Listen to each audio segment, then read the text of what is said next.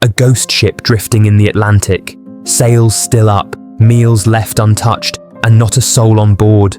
This was the Mary Celeste, found in perfect order, yet completely abandoned. What happened to her crew that vanished without a trace? The discovery at sea. On December 5th, 1872, the British brig Dei Gratia, commanded by Captain David Morehouse, was sailing about 400 miles east of the Azores. His crew noticed a ship moving strangely with no one visible on deck. It was the American brigantine Mary Celeste. Morehouse knew this ship well. She had left New York City 8 days before the Dei Gratia, carrying a cargo of 1,701 barrels of industrial alcohol bound for Genoa, Italy. By all accounts, the Mary Celeste should have already arrived in Europe. Instead, here she was adrift. When a boarding party entered the vessel, they were stunned. The sails were damaged but functional. There were about 3.5 feet of water in the hold, but the ship wasn't sinking. Below deck, charts were scattered. The crew's clothing and belongings were still in their quarters. A 6-month supply of food and fresh water was untouched. The cargo was almost entirely intact. Only the lifeboat was missing. It was a ghost ship. 10 people had sailed from New York. Captain Benjamin Spooner Briggs, his wife Sarah, their 2-year-old daughter Sophia, and 7 experienced crewmen. None of them were there. A ship with a history. The Mary Celeste had not been a lucky ship even before this voyage. She was originally built in 1861 at Spencer's Island, Nova Scotia, and named the Amazon. Almost immediately, misfortune struck. Her first captain died of pneumonia on the maiden voyage. She suffered multiple accidents at sea, and in October 1867 she ran aground at Cow Bay, Cape Breton Island. Sold in 1868 to an American owner, Richard W. Haynes, she was renamed Mary Celeste. After repairs and changes, she was later purchased by a group of investors, including Captain Briggs himself. By 1872, she was ready for another transatlantic trip, this time carrying alcohol to Italy. The crew and their voyage. Briggs was respected and steady. He came from a family of seafarers in Massachusetts. This time, he decided to bring his wife and young daughter with him, while their 7-year-old son, Arthur, stayed at home to attend school.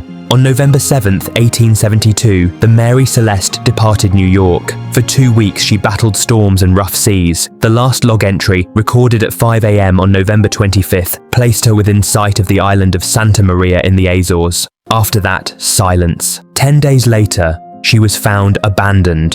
The question was, why would an experienced captain and his entire crew leave a seaworthy ship?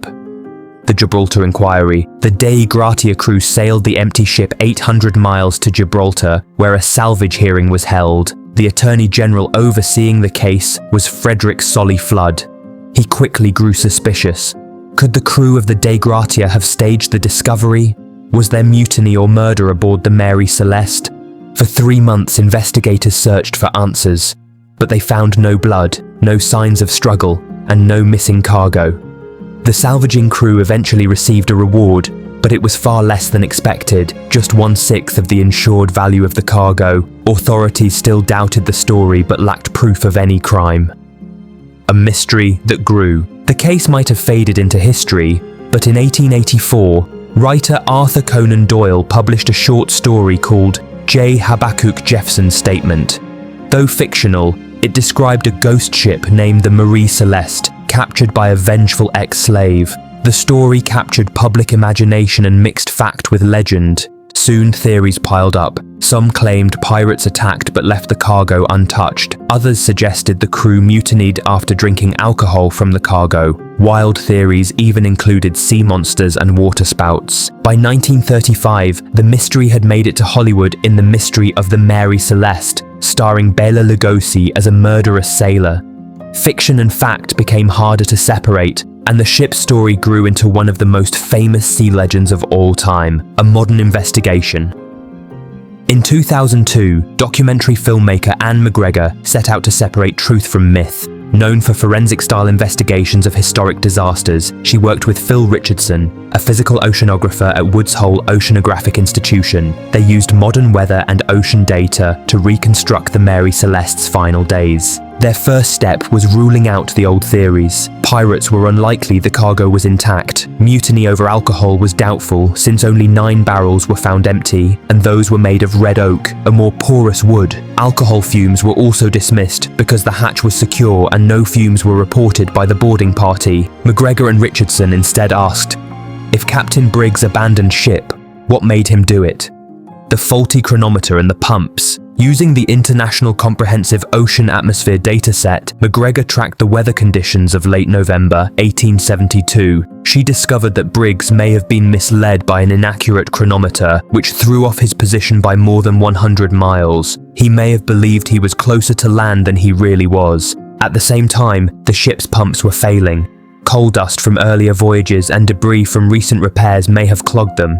One pump was found dismantled, as though someone had been trying to fix it. Without a working pump, Briggs could not know how much water the ship had taken on. Imagine the situation: rough seas, a faulty position reading, and water sloshing in the hold. Even though the ship was still seaworthy, Briggs may have believed it was about to sink. With the Azores in sight, he likely made the call to abandon ship in the lifeboat, planning to reach safety on Santa Maria Island. A fatal mistake. If that was his plan, something went terribly wrong. The lifeboat may have broken loose in bad weather, leaving the crew and Briggs's family stranded. A squall or strong currents could have carried them away. Meanwhile, the Mary Celeste, lighter without its people, kept drifting until the Dei Gratia found her.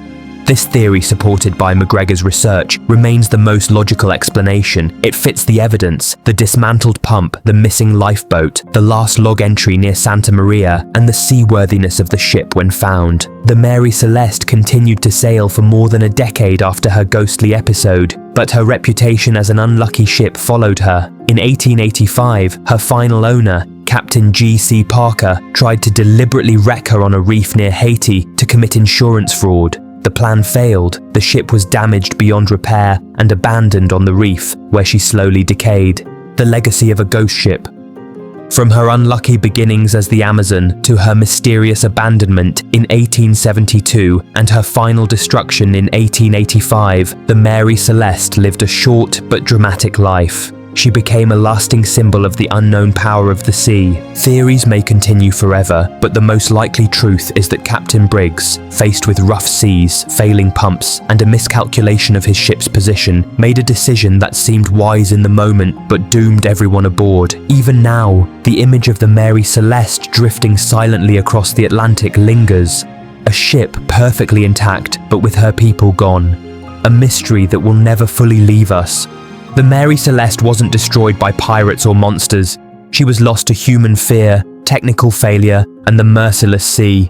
But her story lives on in books, films, and endless debate. If you were Captain Briggs, would you have stayed aboard? Let us know in the comments, and don't forget to subscribe for more stories like this.